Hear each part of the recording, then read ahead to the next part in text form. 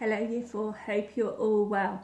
Just to say, Mrs Williams and I are really pleased with how well you've completed your activities on Seesaw today. What a really good start, so keep it up. We're super impressed. We're now going to carry on reading the next chapter of The Butterfly Lion. It's called Running Free. It was the best year of Bertie's young life, but when it ended more painfully than he could ever have imagined. He'd always known that one day when he was older he would have to go away to school, but he had thought and hoped it would not be for a long time yet. He'd simply put it out of his mind. His father had just returned home from Johannesburg after his yearly business trip.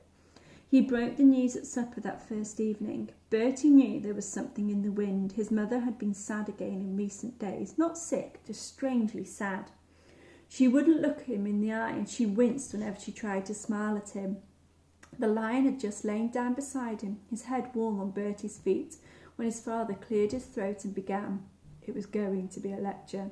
Bertie had had them before often enough, about manners, about being truthful, about the dangers of leaving the compound. "You'll soon be 8, Bertie," he said, "and your mother and I have been doing some thinking. A boy needs a proper education, a good school. Well, we've found just the right place for you, a school near Salisbury in England.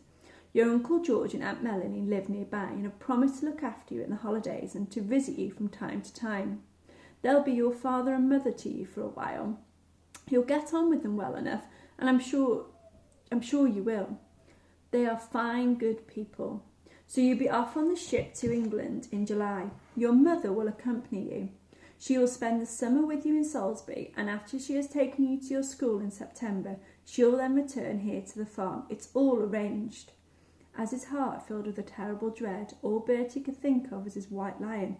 "But the lion!" he cried. "What about the lion?" "I'm afraid there's something else I have to tell you," his father said, looking across at Bertie's mother. He took a deep breath, and then he told him. He told him he had met a man whilst he was in Johannesburg, a Frenchman, a circus owner from France. He was over in Africa looking for lions and elephants to buy for his circus. He liked them young, very young, a year or less, so that he could train them up without too much trouble. Besides, they were easier and cheaper to transport when they were young. He would be coming out to the farm in a few days' time to see the white lion for himself. If he liked what he saw, he would pay good money and take him away. It was the only time in his life Bertie had ever shouted at his father, "No, no, you can't!" It was rage that wrung the hot tears from him, but they soon gave way to silent tears of sadness and loss. There was no comforting him, but his mother tried all the same. "We can't keep him here forever, Bertie," she said. "We always knew that, didn't we? And you've seen how he stands by the fence, gazing out into the veld. You've seen him pacing up and down. But we can't just let him out. He'd be all on his own, no mother to protect him. He couldn't cope. He'd be dead in weeks. You know he would." "But you can't send him to a circus. You can't," said Bertie.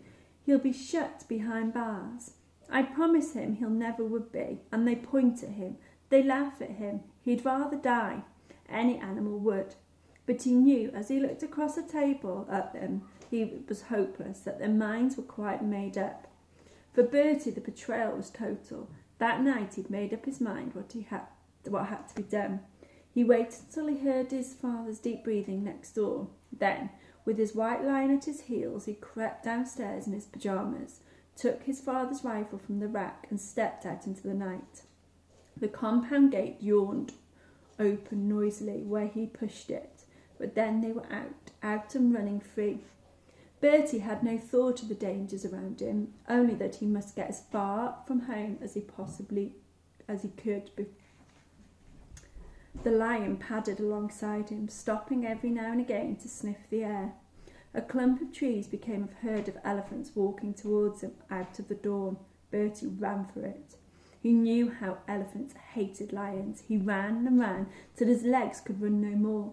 As the sun came up over the veld, he climbed to the top of Kapoji and sat down, his arm round the lion's neck. The time had come. "Be wild now," he whispered. "You've got to be wild. Don't come home. Don't ever come home. They'll put you behind bars. You hear what I'm saying? All my life I think of you. I promise I will. I won't ever forget you. and he buried his head in the lion's neck and heard the greeting groan from deep inside him. He stood up. "I'm going now," he said. "Don't follow me, please don't follow me." And Bertie clambered down off the kapodi and walked away. When he looked back, the lion was still sitting there watching him, but then he stood up, yawned, stretched, licked his lips and sprang down after him. Bertie shouted at him, but he kept coming. He threw sticks, he threw stones, nothing worked. The lion would stop, but then as soon as Bertie walked on, he simply followed at a safe distance. "Go back," yelled Bertie, "you stupid, stupid lion. I hate you, go back." But the lion kept loping after him, whatever he did, whatever he said. There was only one thing for it. He didn't want to, but he had to. With tears filling his eyes and his mouth, he lifted the rifle to his shoulder and fired over the lion's head. At once the lion turned and scampered away through the veld. Bertie fired again. He watched till he could see him no more and then turned for home. He knew he'd have to face what was coming to him. Maybe his father would strap him. He threatened it often enough, but Bertie didn't mind. His lion would have his chance for freedom. Maybe not much of one. Anything was better than the bars and whips of the circus. Okay, we'll leave it there. Remember, keep on doing your activities. Like I said, we are super impressed. We'll see you soon. Bye.